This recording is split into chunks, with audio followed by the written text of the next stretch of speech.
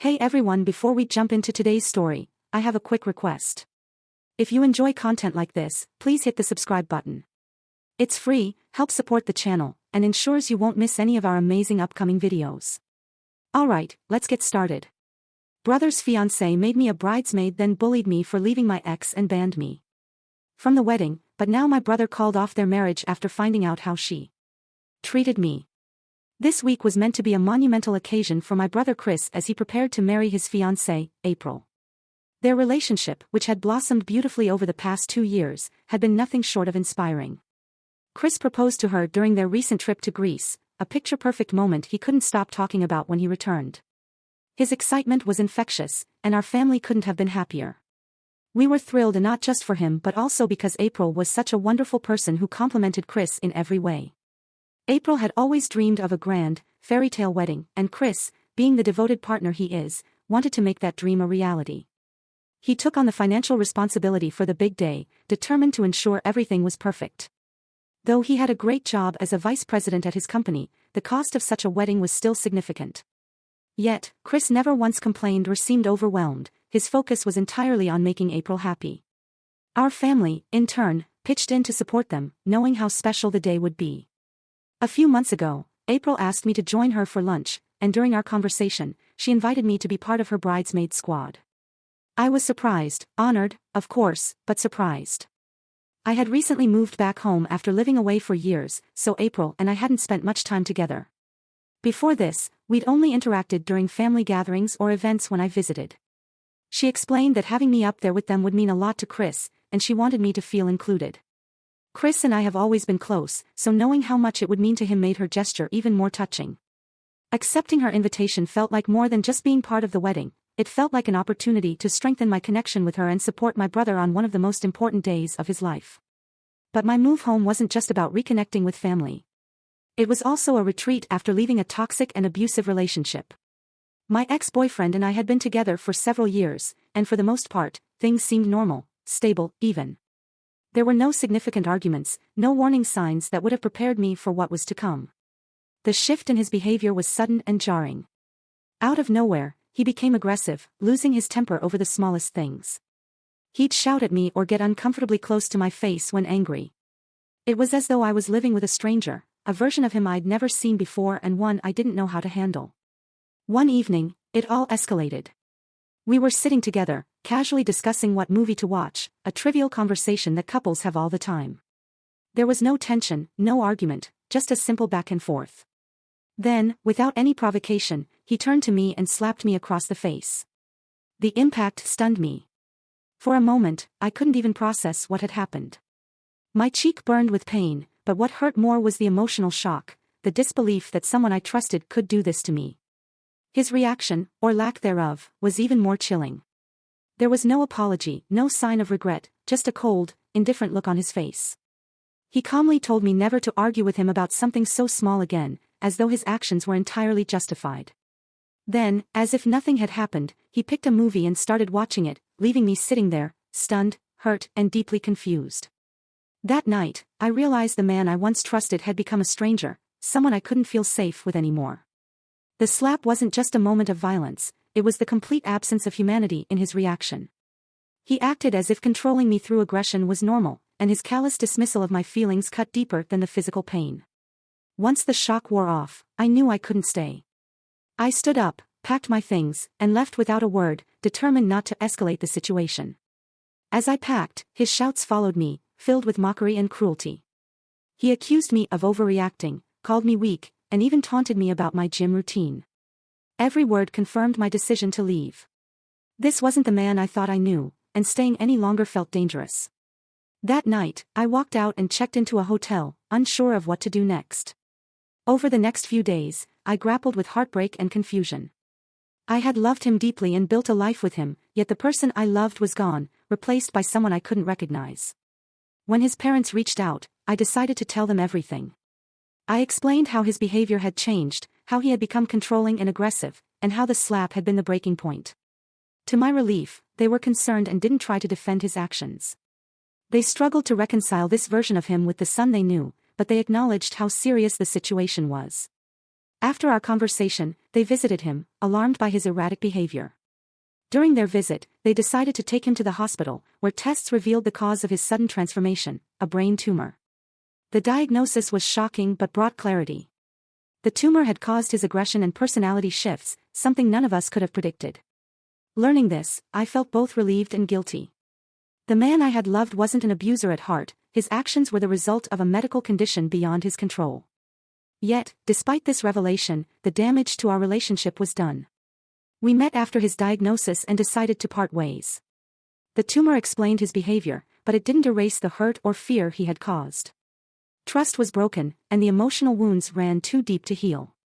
It was heartbreaking to end things with someone I had loved so much, but it was the only choice. After the breakup, I felt lost and overwhelmed by guilt, trauma, and grief. Moving back home felt like the only way to start over.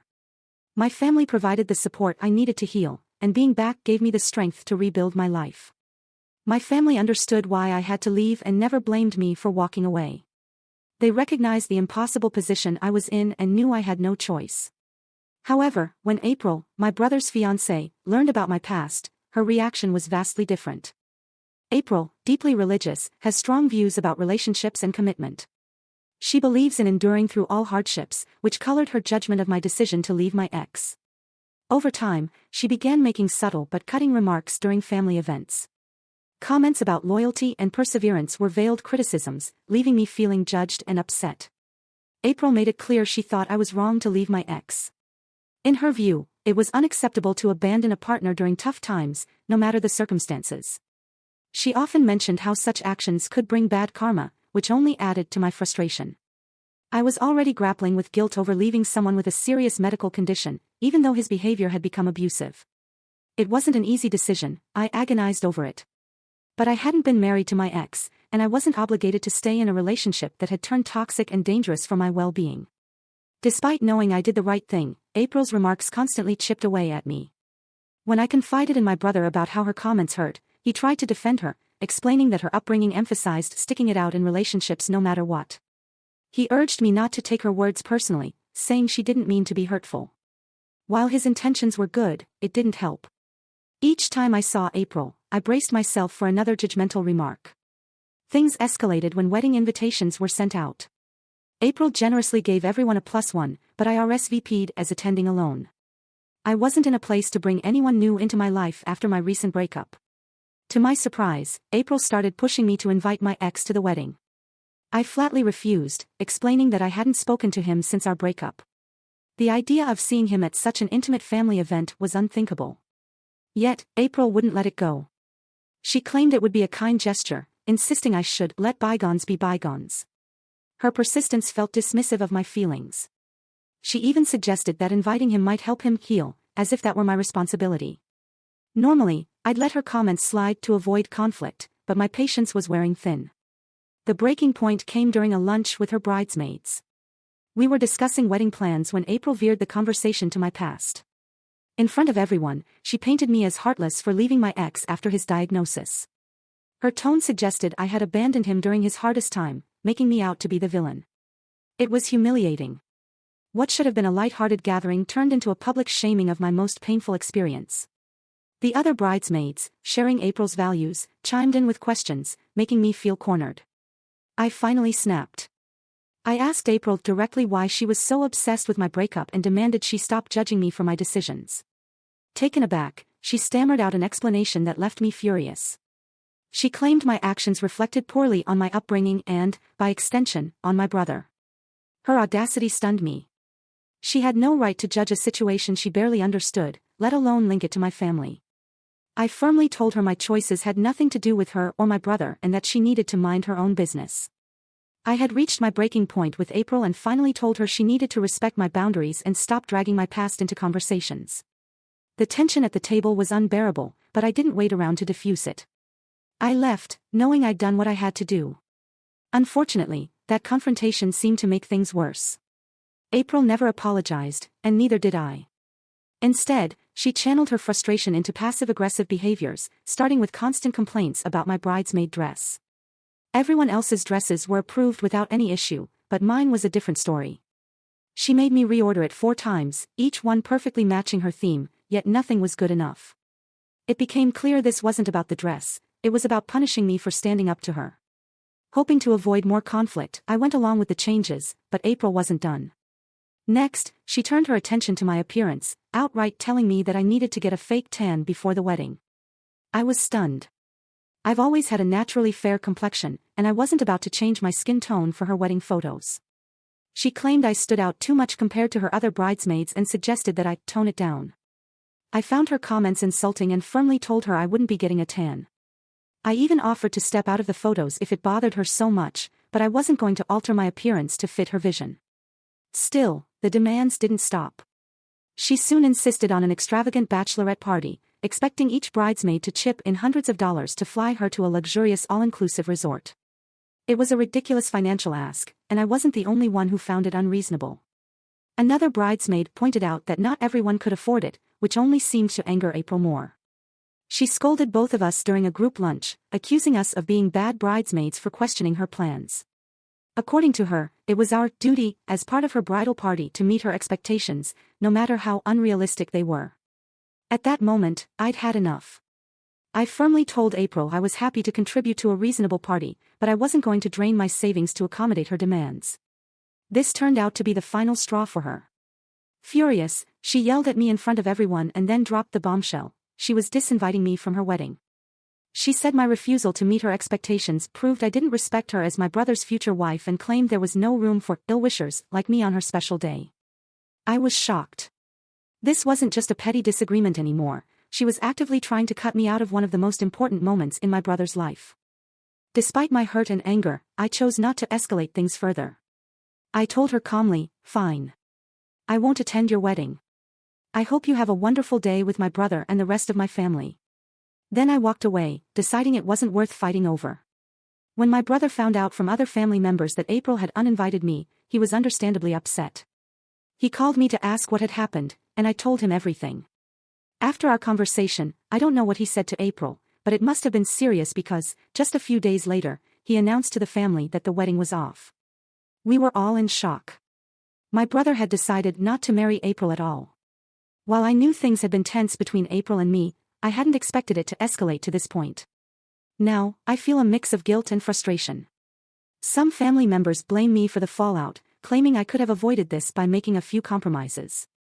From my perspective, April had been treating me poorly for months, and I don't believe those issues were minor. However, my family feels that a bit more flexibility on my part could have prevented the situation.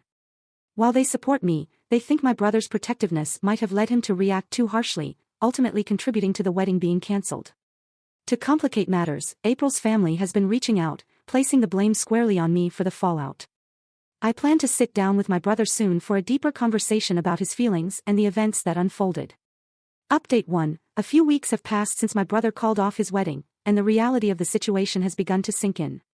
Initially, I hoped things might work out between him and April, but it has become clear their relationship is beyond repair. My brother has no intention of reconciling with her. When we finally talked, he revealed the real reason behind his decision. During their argument, April said cruel things about me and our parents. My brother admitted that April had shown controlling behavior throughout their relationship, but he had always dismissed it. Hearing from me about how she had bullied me with her demands, disregarded my feelings, and controlled every wedding detail made him realize her true nature. He described April as someone who always acted superior and never took accountability. This was something he could no longer ignore, so he ended their relationship. Meanwhile, April has been leaving me angry voicemails and texts, accusing me of ruining her future. In some messages, she screams about how I'll pay for my bad deeds. It's unsettling, and I'm seriously considering blocking her now that I know my brother has moved on for good. Update 2: 2 months have passed since the wedding was called off, and my parents, who initially blamed me, have changed their stance. After I shared April's voicemails and messages with them, they were shocked by her cruel and vindictive behavior. They couldn't reconcile how someone they once saw as sweet and soft-spoken could be so malicious in private. Now, they're fully supportive of my brother's decision and relieved that he cut ties with her. Their focus has shifted to his happiness rather than dwelling on the cancelled wedding. As for my brother, he's doing well. While he occasionally misses April, he feels that ending things was for the best and believes staying together would have led to more pain for both of them. Our relationship remains as strong as ever, and I'm thankful this situation hasn't affected our bond. Though the experience was painful for everyone involved, I'm relieved my brother is moving forward with his life.